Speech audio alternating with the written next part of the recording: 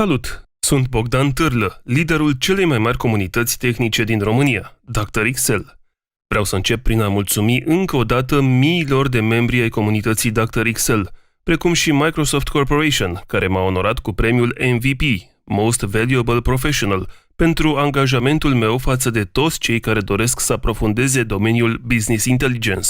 Vă mulțumesc și dumneavoastră pentru că mă urmăriți pe canalul YouTube Dr. Excel sau pe blogul drexcel.ro. Îmi aduc aminte foarte clar și acum, după 15 ani, cum a început totul. Voiam să răspund la întrebări pe internet tuturor celor interesați de Excel.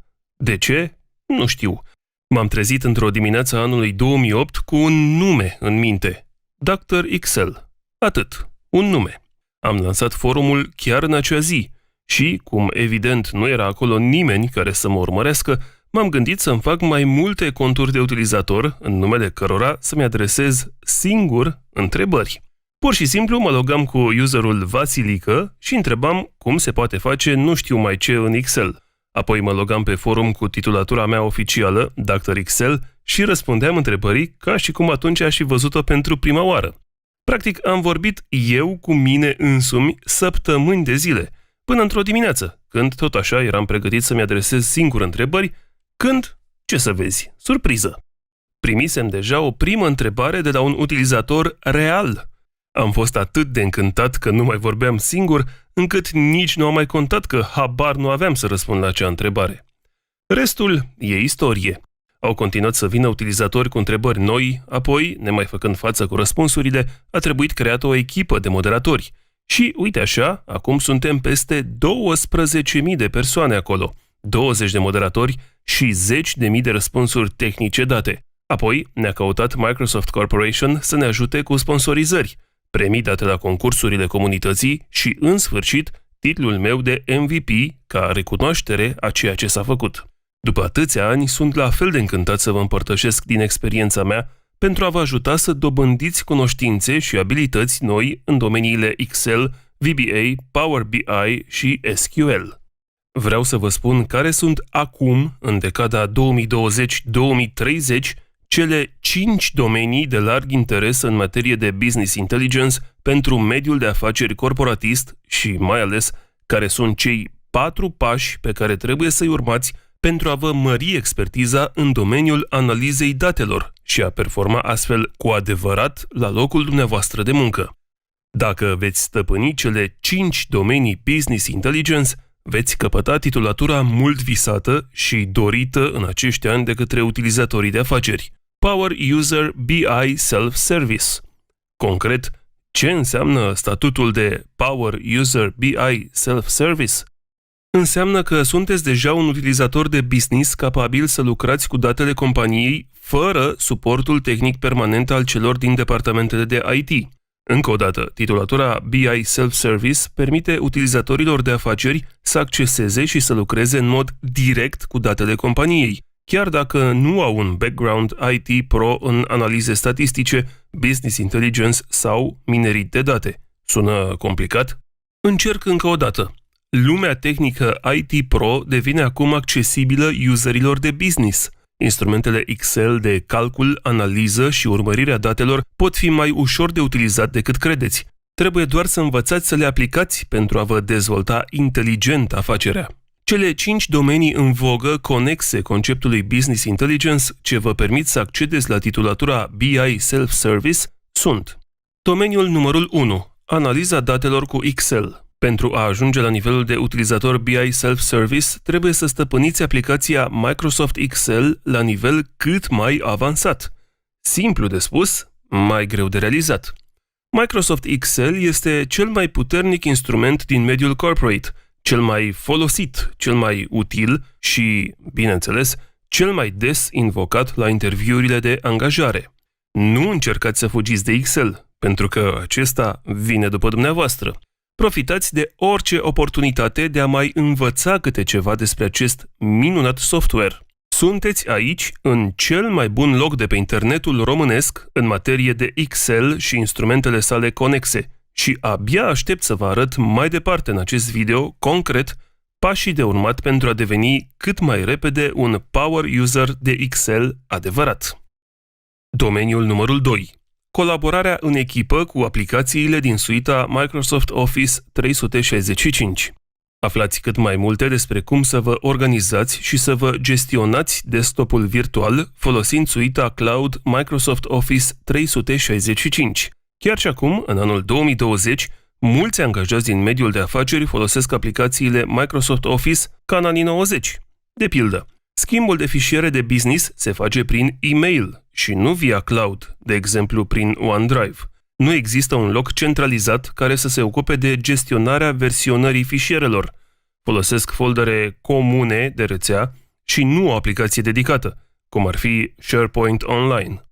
Colaborarea, comunicarea în echipă se face prin e-mail și nu prin aplicații colaborative de business, așa cum este de exemplu Microsoft Teams.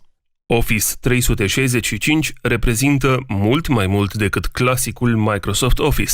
Uneltele puternice de colaborare precum OneDrive, Teams și OneNote, planificatorul de task-uri și formularele, precum și aplicațiile corporatiste Yammer și Kaizala, se combină acum cu aplicațiile tradiționale Microsoft pentru a forma un ecosistem puternic axat pe productivitate.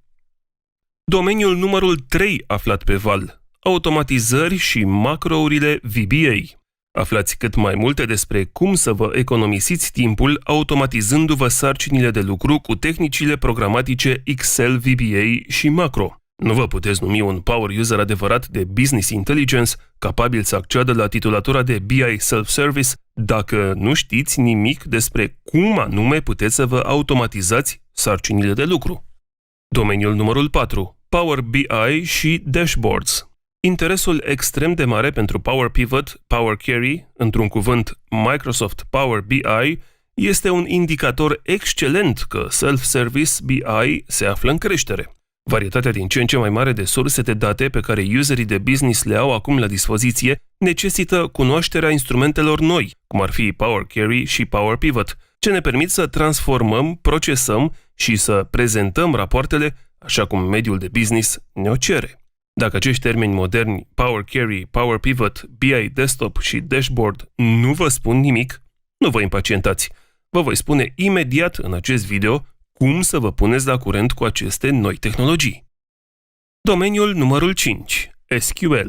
Limbajul SQL, Structured Query Language, permite userilor de business să acceseze informațiile direct din bazele de date ale companiei. Nu mai este nevoie să apelăm la departamentele de IT. Trebuie doar să știm celebrele comenzi Select, Insert, Update, Delete pentru a ne manipula și modela singuri informațiile de business stocate în sistemele moderne de gestiune a bazelor de date. SQL reprezintă un standard internațional și, odată învățat, ne permite să interogăm bazele de date cele mai des folosite din mediul corporatist. PostgreSQL, MySQL, Microsoft SQL Server, Access, Oracle, DB2 și altele. Urmează acum să vă spun ce v-am promis încă de la început. Care sunt cele 4 resurse de parcurs pentru a asimila cât mai rapid informații noi despre aceste 5 domenii Business Intelligence, aflate atât de în vogă: Excel, Office 365, VBA, Power BI, Dashboards și SQL. Resursa numărul 1. Canalul YouTube Dr. Excel. Canalul YouTube Dr. Excel, deși recent lansat, are un succes deosebit. Am postat și vom posta în continuare sute de videoclipuri profesionale despre Excel, SQL, VBA, Power BI și vă recomandăm nu numai să dați subscribe, dar să și apăsați butonul de notificări. Numai așa veți fi absolut siguri că nu pierdeți niciun videoclip nou lansat. Resursa numărul 2, blogul drexcel.ro. Toate videoclipurile de pe canalul YouTube Dr. Excel vor fi transcrise sub forma unor tutoriale scrise ce vor avea nu numai 10 de capturi de ecran fiecare, însă vor fi însoțite și de fișierele sursă cu exemplele ce apar în videoclipuri. Puteți să parcurgeți toate aceste lecții scrise pe blogul drexcel.ro și să le testați apoi pe computerul dumneavoastră. Să nu uităm totuși că vorbim despre niște programe tehnice la care abilitatea practică reprezintă totul. Nu este suficient doar să vizionați niște filme, ci trebuie să exersați și să testați dumneavoastră înșivă. Cel mai bine puteți să faceți acest lucru lucrând direct pe fișierele cu date pe care le puteți descărca astfel. Faceți click pe descrierea videoclipului care v-a plăcut, apoi apăsați linkul de resurse ce vă va trimite direct la articolul de pe drxl.ro. Pentru a putea descărca fișierele cu date, trebuie să vă înscrieți la newsletterul Dr. Excel. Este gratuit și nu vă ia mai mult de 1 minut. Vă puteți dezabona cu un singur click oricând. Merită însă să vă abonați la newsletterul Dr. Excel din cel puțin 2 motive. 1. O dată pe săptămână primiți direct pe adresa dumneavoastră de e-mail noutățile Dr. Excel, video noi apărute, știri sau promoții și 2. Veți putea descărca orice resursă gratuită de pe site, inclusiv fișierele cu date și rezolvările exercițiilor ce apar în filme. Resursa numărul 3. Comunitatea Dr. Excel. Comunitatea Dr. Excel, înființată acum mai bine de 12 ani, are peste 12.000 de membri activi, iar cei 20 de moderatori ai săi au răspuns la aproape 70.000 de întrebări. Răspundem la cheie la orice întrebare de Excel și instrumentele sale conexe, indiferent de domeniul de activitate din care fac parte datele sau studiile de caz. Puteți să căutați orice topic pe forum, chiar și dacă nu v-ați făcut cont. Alăturați-vă și dumneavoastră acestei comunități și veți crește într-un an cât alții în 10. Linkul comunității Dr. Excel îl găsiți mai jos în descrierea acestui video. Resursa numărul 4. Cel mai mare portal de învățat Microsoft Office, cursuri.drxl.ro. Am filmat tot ceea ce știm și am creat numai puțin de 1200 de lecții video în format e-learning. Resursele sunt unice, fiind bazate pe cea mai modernă și inovatoare metodă de învățare, video-tutoriale tip microlearning, care sunt adresate utilizatorilor Microsoft 365 România. La final, câteva cuvinte pentru reprezentanții departamentelor de HR. Dr. Excel și-a unit forțele cu Centrul de Training IT Learning. Suntem acum singurul centru de training profesional ultra all-inclusive Excel and BI pentru companii și instituții din România. Dacă sunteți în căutarea unui furnizor de servicii de instruire Excel, Microsoft Office și Business Intelligence, soluția de instruire IT Learning Dr. Excel este una ultra all-inclusive Excel Training, adică o ofertă sub forma unui pachet complet cuprinzând următoarele servicii, fără însă a se limita la acestea. 1. Testarea și evaluarea cursanților pre-instruire pentru o încadrare cât mai riguroasă în grupe adecvate nivelului lor de cunoștințe și abilități. 2. Personalizarea agendelor de curs, astfel încât acestea să fie conforme cu nevoile de instruire urmărite, respectiv cu nivelul real la care se află participanții. 3. Disponibilitatea de a lucra la clasă direct pe tipurile de fișiere Excel folosite de cursanți în activitatea lor de zi cu zi de la birou. Combinarea instruirii customizate cu consultanța. 4. Feedback la cald imediat după terminarea cursului și elaborarea raportului trainerului, conținând statusul inițial versus cel final pentru fiecare cursant și recomandările necesare pentru următoarele etape de perfecționare. 5. Emiterea certificatelor pentru fiecare participant, care atestă absolvirea cu succes a cursului Excel. 6. Toți participanții la cursurile noastre în clasă primesc acces gratuit la toate cursurile video marca Dr. Excel. 7. Generarea de rapoarte cu statisticile de folosire a portalului de către fiecare cursant în parte, la solicitarea HR-ului. 8. Ședințe de follow-up în vederea aprofundării unor teme din agenda cursului propuse de absolvenți sau consultanță pentru aplicarea în activitatea de birou a cunoștințelor și abilităților dobândite în urma instruirii Excel. 9. Suport non-stop pe perioadă nelimitată, acordat online de către trainer, tuturor celor care au întrebări punctuale pe teme de Excel. Așadar, sunteți dornici să vă creșteți expertiza în folosirea instrumentelor moderne de Business Intelligence? Dacă da, echipa Dr. Excel se află aici pentru dumneavoastră. Vă mulțumim pentru că ne urmăriți!